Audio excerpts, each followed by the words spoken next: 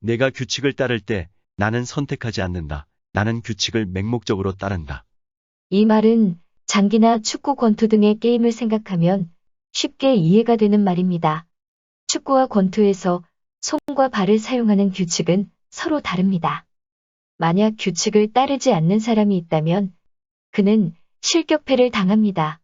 그러므로 게임에 함께하기 위해서는 게임의 규칙을 맹목적으로 따라야만 됩니다.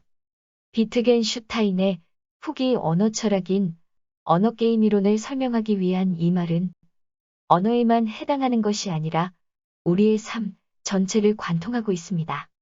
왕조 시대에 왕의 핏줄이 왕위를 물려받는 것은 맹목적으로 따라야만 되는 규칙입니다.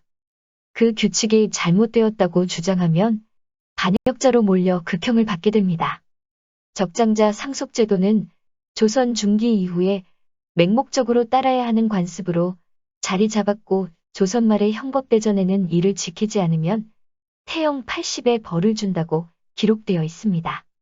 우리나라 산업화 시대 초창기에 부모가 장남만 교육시키고 동생들과 딸들은 돈을 벌게 하여 장남의 학비에 보태는 것은 적장자 상속 문화의 규칙을 따르는 것이었습니다. 태아 성간별이 가능해지면서 뱃속에 자식이 딸이면 살해해버린 것은 부계 혈통으로 가문의 대를 잇는 사회의 규칙에 충실하기 위한 것입니다. 산업화 시대가 되고 전 국민의 의무 교육이 시행되면서 공부를 잘하는 학생은 상을 받고 공부를 못하는 학생은 벌을 받는 것이 맹목적으로 따라야 하는 규칙이 되었습니다. 유대인 대학살의 전범이었던 아돌프 아이히만은 재판에서 자신은 공무원으로서의 규칙에 충실했기 때문에 무죄라고 주장하였습니다. 삶의 게임에서 규칙은 시대나 지역, 신분, 직업, 종교 그 외에 여러 조건에 따라 천차만별로 다릅니다. 대부분의 사람들은 자신이 속해 있는 사회의 다수가 따르는 게임의 규칙을 맹목적으로 따릅니다. 리처드 도킨스는 우리가 유전자의 기계로 만들어졌고 밈의 기계로 자라났다고 하였습니다.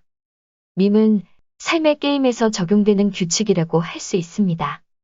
물리학자 닐스 보어는 어떤 생각이 사람들의 마음속에 자리를 잡으면 죽기 전에는 바뀌지 않는다고 말을 하였습니다.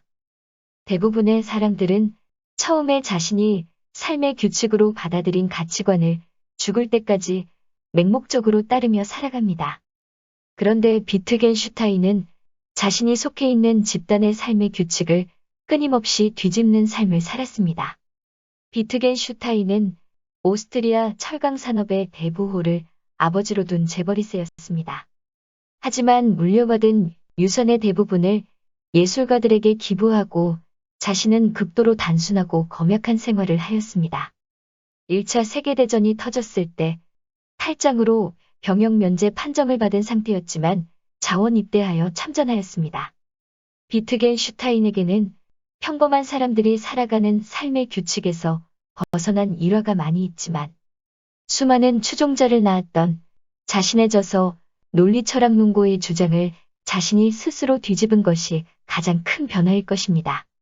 비트겐슈타인은 논리철학 논고에서 철학적 문제들을 궁극적으로 해결했다고 선언하고 시골에 내려가서 초등학교 교사 생활을 하였습니다. 교사 생활은 약 6년간 이어졌는데 순탄하지 못하였고 결국 교사 생활을 포기하였습니다. 비트겐슈타인은 청년 시절 자신이 설파하였던 이상적인 언어가 삶의 다양한 현장에 부딪히면서 전혀 현실적이지 않다는 것을 깨달은 것입니다. 현실은 수학이나 논리학처럼 전개되지 않았습니다.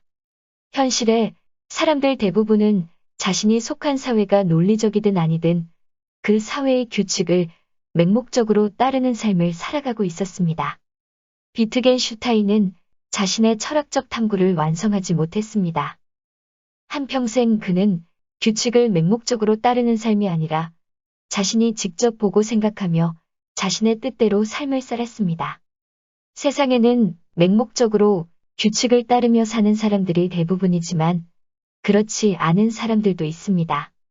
석가모니는 출생에 따라 카스트 신분이 세습되던 고대 인도 사회에서 출생이 아니라 행위에 따라서 천한 사람이나 고귀한 사람이 된다고 주장하였습니다. 히틀러는 자신의 정치적 야망을 채우기 위해서 인종주의라는 새로운 규칙을 만들어서 독일 국민들에게 유포시켰습니다.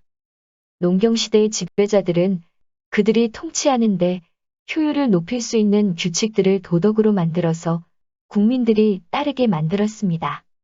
같은 시대, 같은 지역에서 서로 다른 규칙을 주장하는 세력이 생기면 서로 크게 대립하거나 전쟁을 통해 반대되는 세력을 제압하기도 합니다. 우리의 마음속에 선과 악이 공존하듯이 규칙을 따르는 마음과 규칙을 새로 만들려고 하는 마음이 공존하는 경우도 많습니다. 아리스토텔레스는 그에 져서 정치학에서 가난한 자이든 부자이든 1인 1표의 투표권을 지녀야 한다는 민주주의의 기본 원리를 설파하였습니다. 하지만 아리스토텔레스의 민주주의 원칙에서 여자와 노예는 제외되었습니다. 아리스토텔레스는 새로운 규칙을 만들기도 하였지만 농경시대의 남성 우월주의와 노예제라는 규칙은 맹목적으로 따르기도 하였던 것입니다. 세종대왕은 백성을 위한 규칙도 많이 만들었지만 신분제라는 기존의 규칙을 따르고 더욱 강화시키기도 하였습니다. 규칙과 세종대왕에 관한 이야기는 다음 동영상에서 올리도록 하겠습니다.